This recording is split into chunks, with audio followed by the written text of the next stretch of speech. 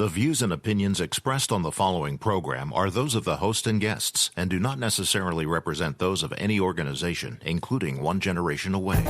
The freedom of a people to choose its leaders is the root of liberty. Keep alive this experiment in liberty. Liberty, in case you've forgotten, is the soul's right to breathe. Government should be very minimal in protecting liberty. Peace cannot be purchased at the cost of liberty. The sturdy ground of liberty. Liberty once lost is lost forever. Fight for their liberty and for our security. Guarantees individual liberty. This great republic, born alone in liberty. Liberty. Liberty. Liberty. Liberty. Liberty. Liberty. Liberty. Liberty. Just how much do you want liberty?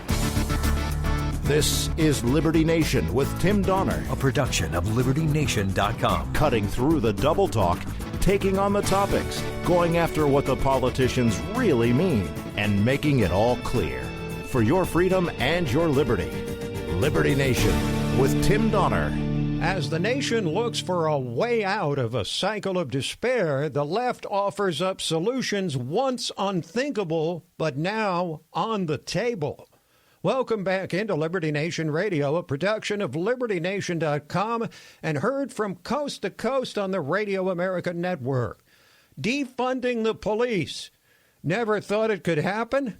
Well, think again. We'll discuss and analyze the growing movement among left-wing progressives to terminate or radically alter police departments across the nation. LibertyNation.com political columnist, the outspoken Joe Schaeffer, joins us to analyze how all the upheaval in the land has affected a presidential election now less than 5 months away. Plus, LibertyNation.com legal affairs editor Scott Cosenza joins us to examine present threats and promising developments regarding your individual liberty in Talkin' Liberty. Say what? Say what? Say what? One more time.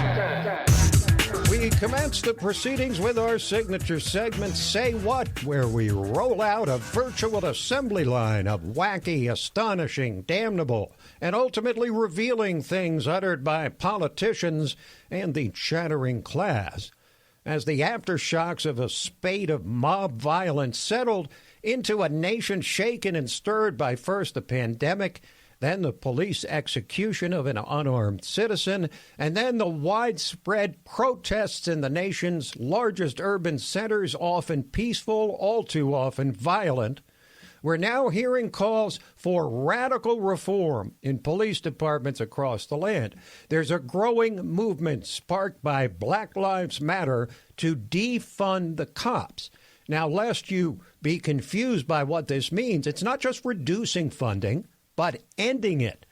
The dictionary definition of defund is to prevent from continuing to receive funds. We'll go into depth about what that would mean a bit later on in the show, but the radicals are now energized, out in force, feeling the burn, feeling like this is their moment. But in the midst of the chaos came an appearance by George Floyd's brother, Feloni's Floyd, appearing before Congress. He decried the execution of his brother and systemic racism, but seemed to capture the way many of the legitimate black protesters seemed to be feeling, with one excruciating question which burned the conscience. George wasn't hurting anyone that day. He didn't deserve to die over $20. I'm asking you, is that what a black man is worth? $20? Indeed, George Floyd was executed after allegedly passing a counterfeit $20 bill. But with the mob still threatening to explode again at any time at almost anything Donald Trump does or says, the Trump haters on the right and their enablers in the media have been all aglow about the opportunistic sour grapes comments of Trump's former Secretary of Defense, James Mattis, which were then echoed by Trump's former Chief of Staff, John Kelly, making a big show of attacking Trump's famous photo op in front of that church across from the White House, which was set on fire by protesters. So the likes of Jake Tapper on CNN did what he usually does, invited on another anti-Trump Republican, Colin Powell, and asked him a question which twisted the words of the president. Let's start right now with the extraordinary comments this week from several top former military officials, including former Secretary and General Jim Mattis, condemning President Trump's actions against protesters, his desire to have 10,000 active U.S. military in the streets of this nation. Trump's desire to have 10,000 active military on the streets of this nation. That's a complete lie. What Trump actually said was that he would do it only if the mayors and the governors and the National Guard all failed to restore order. But Tapper and his Trump-hating puppets for the left make a living off corrupting the words and actions of Trump, in this case making him sound like a violent dictator for demanding an end to anarchy in the streets. But the generals who've been hanging around politicians in Washington for most of their lives, like John Allen and the sainted Colin Powell, doubled down on the Mattis attack. I never believed that the Constitution was under threat until recently, and I have concerns about that. We should all be very attentive right now to how the rule of law is being administered in this country. I'm so proud of what these generals and admirals have done and others have done. But, you know, I didn't write a letter because I made my point with respect to Trump's performance some 4 years ago when he was running for office. And when I heard some of the things he was saying, it made it clear that I could not possibly vote for this individual. And so Colin Powell, Republican, in name only, of course, voted for Hillary Clinton and before that Obama twice, and yet the media treats his rejection of Trump like it's something new and alarming. So here's the question for these armchair generals. What exactly has Trump done on the world stage and with the military that so offends them? Was it the defeat of ISIS? Was it talking to the North Korean dictator? Was it demanding NATO members finally pay their fair share? Was it taking on China, which no other president would do? No, none of that matters. Only that the President of the United States threatened to use the military as a last resort if blood continued to flow in the streets. This is what Trump has been up against from the moment he arrived, promising to drain the swamp known as Washington, D.C. But through the fog of war that it seems like we're in right now, an investigation which was ready to come front and center before the pandemic is now back on the radar. Attorney General Bill Barr went on Fox News this week and implied that his investigation into Operation Crossfire Hurricane, the surveillance of the 2016 Trump campaign by the Obama Justice Department, is picking up steam. And he says that's very understandable. Before the election, I think we're concerned about the motive force behind the very aggressive investigation that was launched into the Trump campaign without, with a very thin, slender reed as a basis for it. It seemed that the Bureau was sort of spring-loaded at the end of July to drive in there and investigate a campaign, and there really wasn't much there to do that on, and that became more and more evident as they went by, but they seem to have ignored all the exculpatory evidence that was building up and continued pell-mell to push it forward. That was before the election, but Barr says what happened following Trump's victory is just as troubling. After the election, even though they were closing down some of it, as we've seen in the Flynn case, and say there's nothing here, for some reason they went right back at it, even at a time where the evidentiary support or claim support, like the dossier, was falling apart. And it's very hard to understand why they continued to push and even make public in testimony that they had an investigation going when it was becoming painfully obvious, or should have been obvious to anyone, that there was nothing there. Nothing there. A big nothing burger. And yet the Democrats dragged the nation through 3 years of scurrilous allegations, which they knew to be false, except perhaps in their dreams, but failing as always to take him down.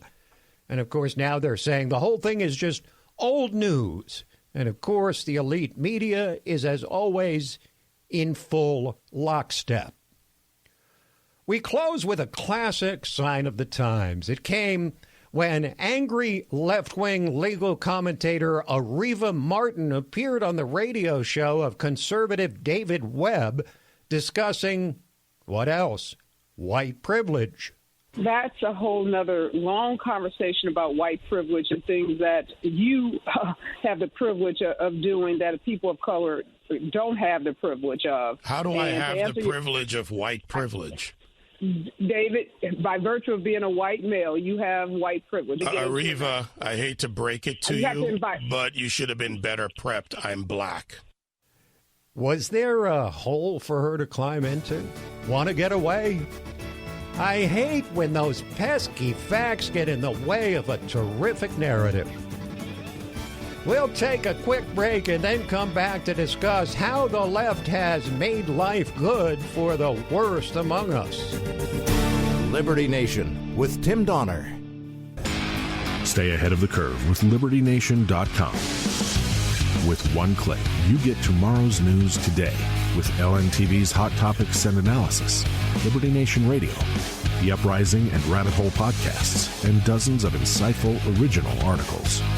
While the media establishment giants are sleeping, you can stay ahead of the curve with LibertyNation.com and get tomorrow's news today. LibertyNation.com.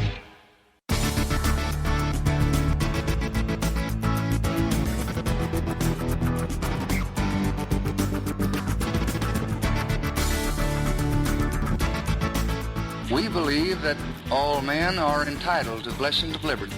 This is Liberty Nation with Tim Donner. Maybe for the criminals, this feels like it did for Henry Fonda when he finally won an Oscar after 43 years of excellence on the big screen. Or like Red Sox fans after double that time, 86 years, when the curse of the Bambino was finally lifted with a World Series title. Or more precisely, maybe it resembles how the residents of East Germany felt the night the Berlin Wall came crashing down after decades of humiliation and degradation under the jackboot of communism. Liberated, finally, with leftists far and wide seeming to break new ground every week with their radical proposals which would tear down long-standing institutions, this time in memory of George Floyd. They're now calling for the defunding, i.e. elimination, of police departments across the nation, starting with Minneapolis. And just listen to this exchange between Allison Camerata of CNN and the president of the Minneapolis City Council and leader of the movement to dismantle the police, Lisa Bender. Do you understand that the word dismantle or police free also makes some people nervous? For instance, what if in the middle of the night my home is broken into? Who do I call? Yes, I mean, I hear that loud and clear from a lot of my neighbors. And I know, and myself too, and I know that that comes from a place of privilege. Privilege. To be able to call the cops if a criminal breaks into your home is privilege. As if the poorest and maybe blackest among us won't become the most frequent victims in a police-free society. Have they even thought of that? Apparently not. That would take a second step of thinking. And so the criminal sector of our society is now preparing to receive a gift they never could have hoped for in their wildest dreams. And it's a gift that will keep on giving due to the striking generosity of the Democratic Party towards this key voting bloc. The left has done this while in typical one-step fashion, obviously not even considering the immediate disastrous consequences of their scorched earth proposals. But you can bet the criminals have, and no doubt they are liking what they see. Hey, criminals are people too. They have needs. They desire the best possible working conditions like the rest of us. Who wouldn't want a workplace free of the stress of oversight? But what to make of the protesters deemed virtuous by our betters at CNN, the New York Times, and the rest of the Trump-deranged media?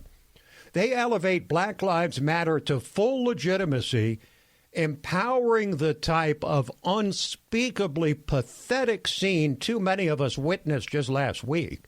The intimidation of young, guilt-ridden snowflakes undoubtedly indoctrinated by an education system teaching them to despise their own heritage. Excuse me. Hey, excuse me. I work for Black Lives Matter. Sure. My CEO has told me to come out today and to bring you on your knees because you have white privilege. So if they see that a white person is getting on their knees, that shows solidarity for the situation. Could you just please apologize for your white privilege? I am. I'm trying to think of the right words to say because that's a big thing. This comes from. I'm incredibly sorry that he's brought a lot of bigotry, and you're not a part of it, right? No. Wow. Just wow. Add the legitimization of this type of behavior to support for unfiltered deviancy and the left's classic single-step thinking, which goes something like this. Cops are bad? Well, just get rid of cops. And voila, no more of those pesky police to round up the bad guys. It's the perfect storm for the upwardly mobile criminal set. Just how spectacularly naive must one be to believe the predators will respect the community safety protocols purporting to replace law enforcement? How hot will their knife be when it cuts through that soft butter? Sure, the nihilists have not succeeded in actually sweeping the cops off the streets quite yet. Their movement has just begun. But they have now revealed their whole card. You know, the one that you keep turned over with your poker hand? The entire nation now knows the agenda they've been advancing all along. They've been the biblical lions driven by evil, roaring about, looking for prey to devour. And in the wake of the George Floyd episode, that prey is squarely in their crosshairs. 6 cops have been murdered in the post-Floyd violence. Another 50 cops were injured amid the much ballyhooed peaceful protests in D.C., while the media obsessed over a Trump photo op. These people are the worst kind of criminals, sociopaths who must be shown no mercy lest we encourage them to continue. But the progressives say their violence is understandable. On the other hand, perhaps the criminals are actually serving as Trump's own useful idiots. I mean, what better issue for Trump to contrast himself with Biden than the frightening disorder perpetrated by the very criminals Democrats seek to appease? Trump could hardly have produced a more effective wedge issue with an election dead ahead.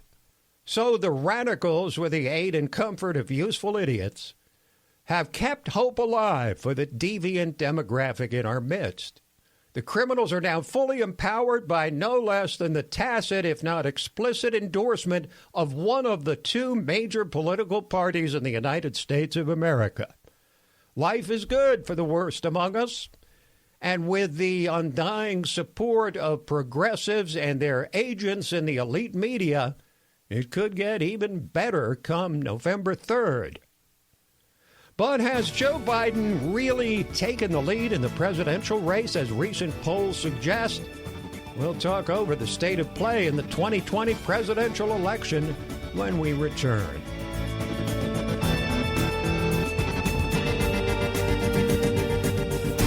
Liberty Nation with Tim Donner.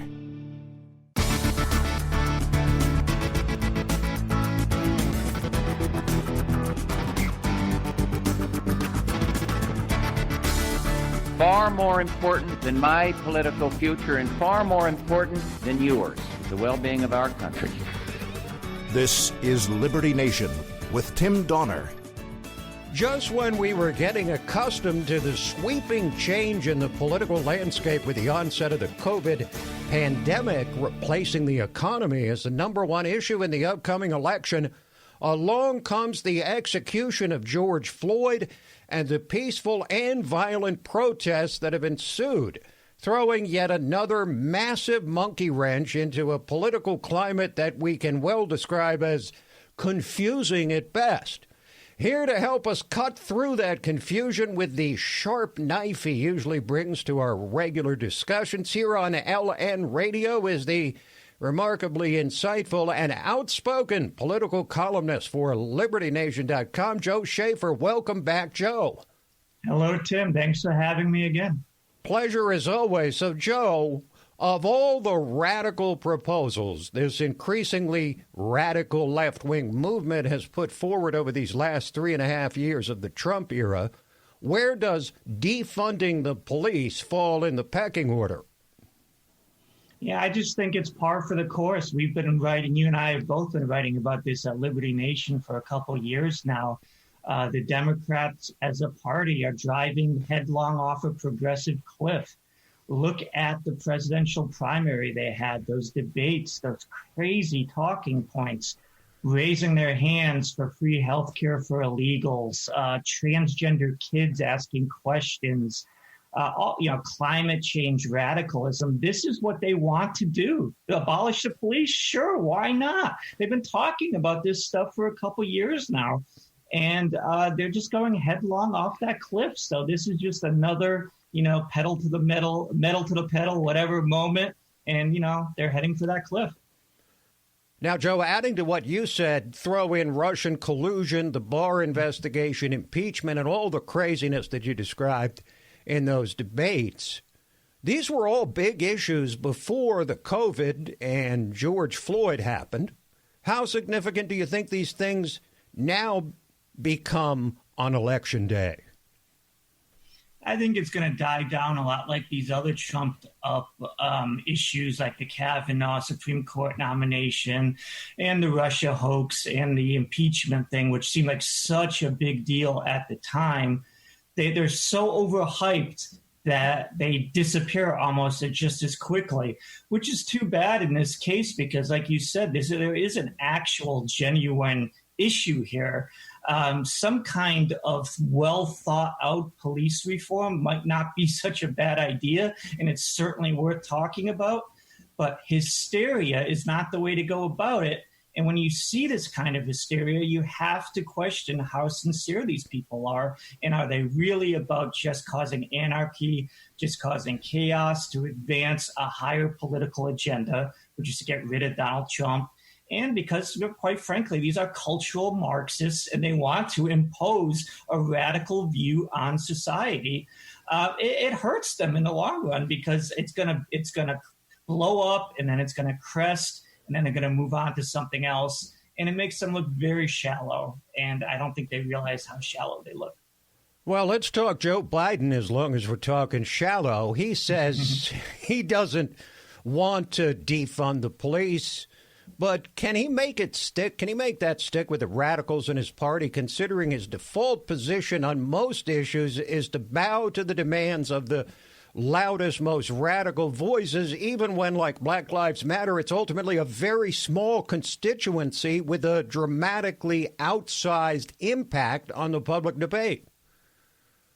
Yeah, it's so crazy what the Democrats as a voting base are doing. They really are like children. They just respond to the immediacy of the moment. And let's look how Biden got this nomination. He's the presumptive nominee. He was floundering. He was lost. He was a terrible candidate. He was sinking. And then all of a sudden, this narrative, oh, my God, Bernie Sanders can get nominated and he's a socialist. Trump will win. So they all panic and support this guy because Bernie's too scary. So as soon as Biden takes over from Bernie, they want to make him as more radical than Bernie. I mean, this is chaos. There's no message here. Biden can't even produce a message. He can't talk in complete sentences. And they're not allowing him to present a coherent message because they say, hey, you're the electable guy. Now say a bunch of things that'll make you unelectable. Mm-hmm. That's the Democratic Party today. Well, it seems to me that Biden is little more than a repository for the most radical ideas of the left, which he seems to embrace for lack of being able to fight back against it or produce anything better than what they've produced. But what do you make now, Joe, of this report that Terry McAuliffe, the former governor of Virginia, longtime, big-time party operative for the Democrats, BFF of the Clintons, telling a gathering of fellow Democrats that Biden would be better off staying in his basement.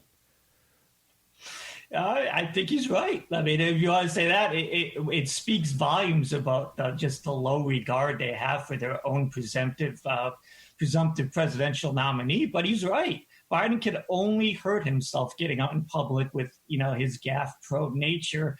And especially think about it now where the howling mob is devouring anyone, not just who disagrees with them, but who does not sufficiently agree with them. And then you throw in this guy who just shoots himself in the foot every 2 seconds. You throw him into that mix, that crazy, it's almost a Maoist situation. I don't think we're exaggerating that. It's a cultural revolutionary moment on the left. And you throw Joe Biden and you never know what he's going to say. It could be really, really damaging. They got to keep this guy under bubble wraps. They really do. Keep him in his basement. But again, are you really going to win a presidential election that way? I don't think so. And so I think, again, what you and I have been saying before, they have to examine, do we have any alternatives to Biden? Is it too late? Because I don't see how they can win saying we can't do anything with this guy, but let's run him up the flag and see if anybody salutes, because I don't see a reason why anybody should. All right, let's head to the other side of the aisle and talk about President Trump. Does all this chaos stemming from the pandemic, on top of the Floyd killing, on top of the violent aftermath, ultimately help Trump because he's a law and order guy? Or does it help Biden because he can simply blame Trump for the chaos? I think it helps Biden because he was just running such an awful campaign, and it gives him something to talk about. So, it's a good talking point for him. It doesn't hurt Trump unless Trump allows himself to be hurt by it. And I think he has, in a way. I think he's been a little too tentative. People want a law and order president. People elected Trump in a way to represent a strong figure. He's not a marshmallow. He's not a Mitt Romney type of rhino. And his advisors seem to want him to be that way. 60 million people voted for this guy. They didn't vote for him to be a marshmallow. You see the conflicts of the administration. He was thinking of firing his defense secretary because he was telling him, don't send the federal troops to quell these riots. Well, his supporters would have loved for him to take a stronger response against this looting and this anarchy in the streets.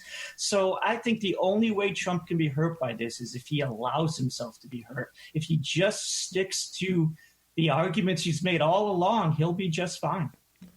But, Joe, do you wonder if, even if voters don't particularly care for Biden or find him a particularly appealing candidate, that enough of them are just sick enough of the constant scandal surrounding Trump that they just want him to go? Well, I may be wrong here, but I think the American people are still in the same place they were in 2016. They can see through the media distortions and, these scandals surrounding Trump. They're all made up. They're all artificial. And in 2016, it didn't affect him. Much worse things. I thought, the Access Hollywood tape right before, a couple months before the election, if anything was going to sink in, that was, and it didn't. I really don't see these things today being as bad as that. So the voters, I don't think, will abandon him for that. The only way he's going to be hurt, again, I'm going to say, is if he changes course and acts like a typical Republican, because that's not why they put him in Washington. We don't want a typical president. So as long as he doesn't act like a typical president, he acts like that outsider populist, none of this stuff is going to touch him at all. These are fake scandals. I think the American people who supported him in 2016 see that even more today. We've run out of time, but we'll have a lot of time to meet again before the election. Joe, thanks for joining us. Thank you. Joe Schaeffer, political columnist for LibertyNation.com. Quick break, and then we're back with Talkin' Liberty. Liberty Nation with Tim Donner. And now we have reached the portion of Liberty Nation Radio that you've all been waiting for. Well, some of you. I'm among them, because it's time to welcome back in our regular contributor, constitutional lawyer, and LibertyNation.com legal affairs editor, the man we like to call our guardian of individual liberty, Scott David Cosenza. Hello, Scott. Hello, Tim, and thank you. You're welcome. I think you enjoy that a little bit too much.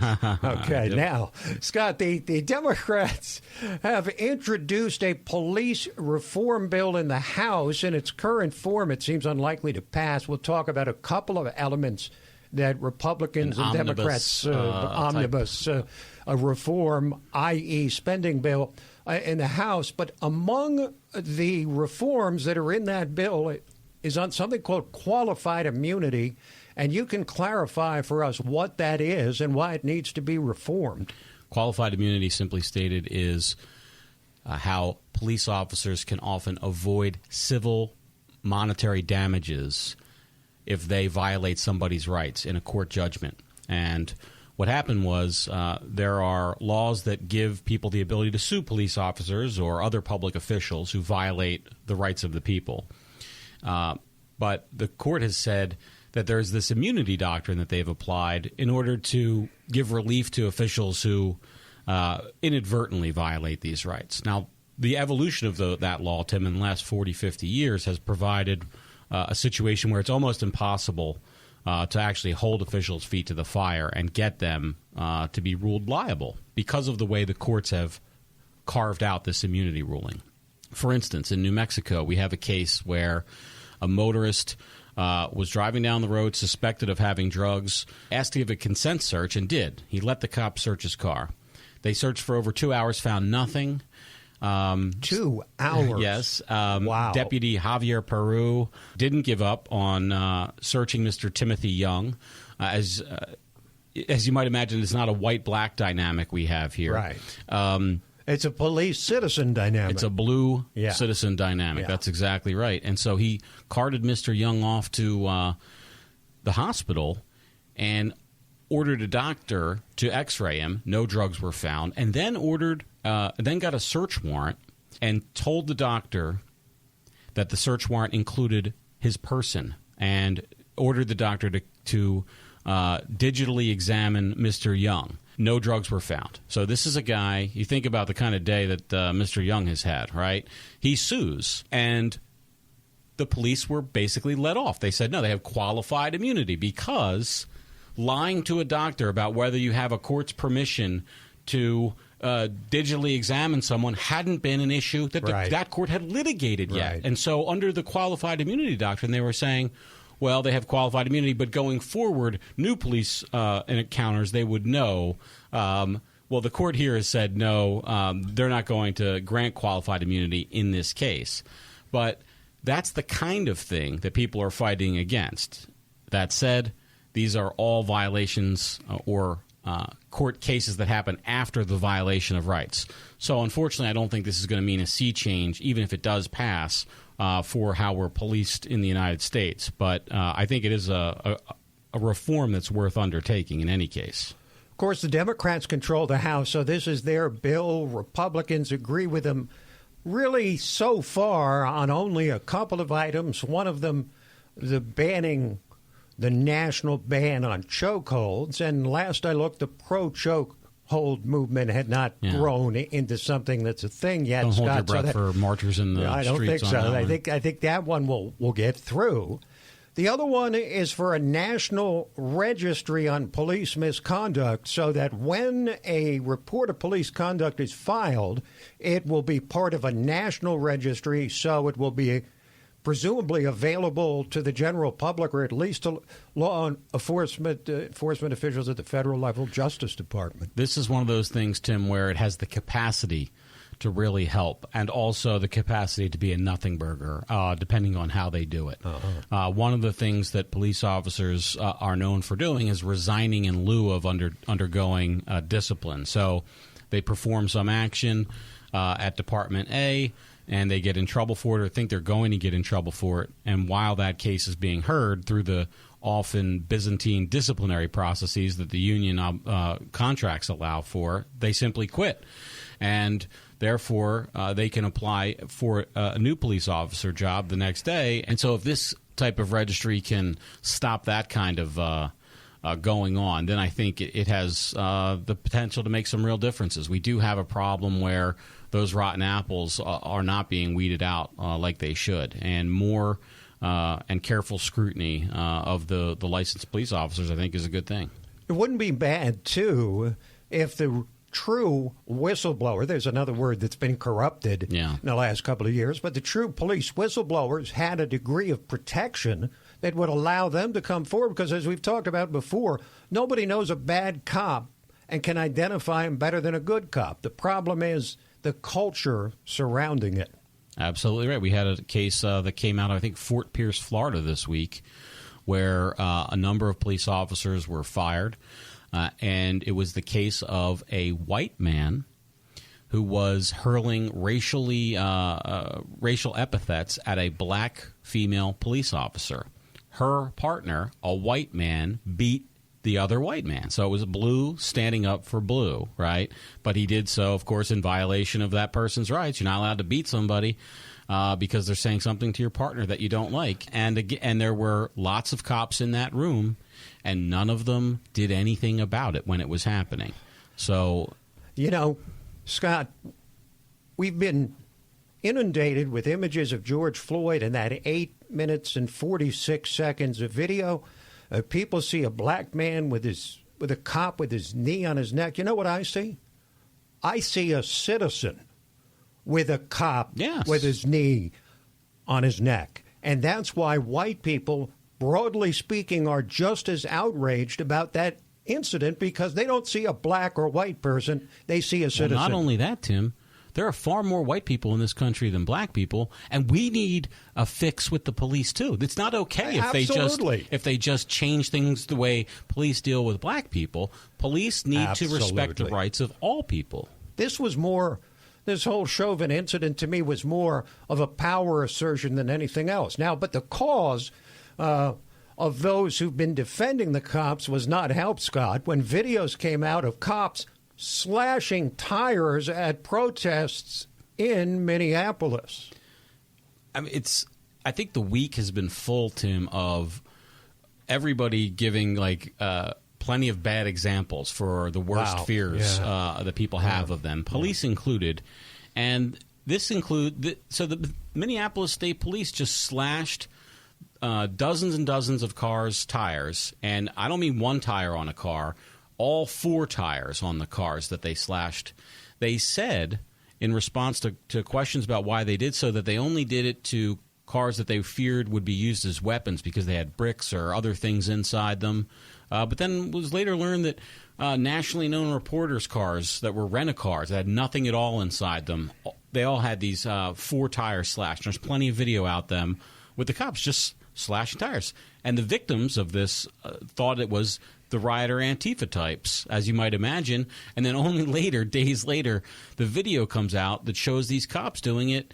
And it's just, another black eye. This is what we're talking about, the culture surrounding police departments, not individual cops so much as a culture that would allow stuff like this to happen, which is not obviously as outrageous as taking the life of a man by kneeling on his neck, but it's another example of the culture that needs to be reined in. So I think everybody agrees there's going to be reforms. It's just a matter of to what degree and when. Well, thank you, Scott. Thank you. This program, Liberty Nation Radio and LibertyNation.com's own podcasts, The Uprising, hosted by Scott, and The Rabbit Hole, Politics and Prose with our own Mark Angelides, where past is prologue. All available on demand at LibertyNation.com, and so is our new Roku channel. Check it out. So that is it for this week, but we'll be back at you next week, same time, same station. Till then, this is Tim Donner saying stand up for liberty. We'll see you next time on Liberty Nation Radio.